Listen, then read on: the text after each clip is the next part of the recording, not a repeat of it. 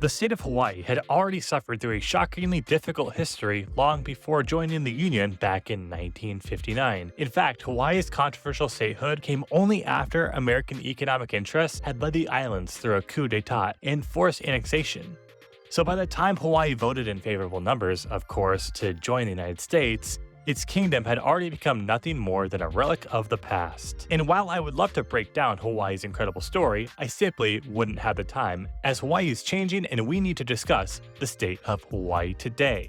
To understand Hawaii, you must first understand that it's made up of more than 130 individual islands, though you'll only find a string of the 8 largest Hawaiian islands on most maps. And the 4 most popular Hawaiian islands, the Big Island, Maui, Kauai, and Oahu, are the only ones most people have heard of. See, the thing about a state composed of several disconnected islands geographically located outside of North America and Oceania is that trade and travel can be difficult and costly. That is especially true for Hawaii, as the nearest possible connection to the continental United States is more than 2,000 miles from Hawaiian Archipelago in California. Though, surprisingly enough, Alaska and Hawaii are actually closer to one another than that.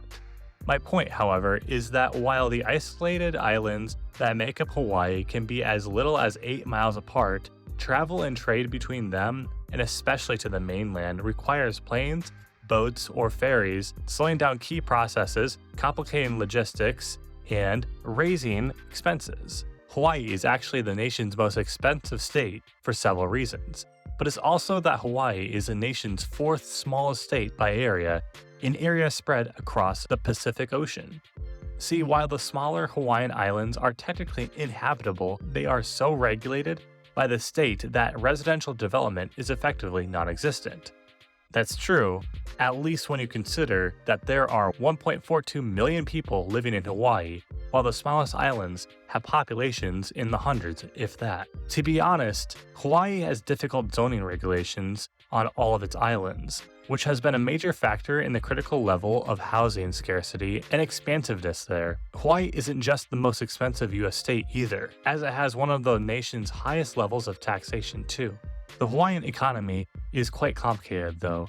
Remember when I said the state was changing? Well, in 1980, 350,850 acres there were used for agricultural production, mostly pineapples and sugar. By 2015, that number had been reduced by about 60% and crop selection became much more varied. And as Hawaii has moved away from agriculture, it's become more dependent on hospitality, food, and retail services, which are sectors known for high turnover, low pay, and lacking benefits. Something that would be bad enough in Ohio, but much worse for regular folks trying to make a living in America's most expensive state. I'm just trying to paint a pessimistic picture of Hawaii here. It's literally a natural paradise and one of the most incredible places in the world, consistently topping lists as the most desirable US destinations. And the culture there, while special, doesn't even do it justice. Not to mention, the Hawaii economy has started to really diversify in recent years with significant growth in finance, insurance, and information technology. And the Big Island,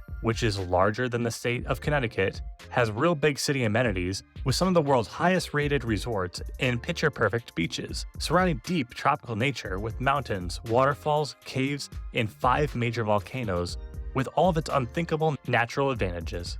I would love to say that the future looks bright for Hawaii, especially after all these years of it being used as a profit printer for giant corporations with little connection to its storied history. However, Hawaii's population is on the decline as locals can no longer afford to enjoy the paradise they've offered visitors over the past century.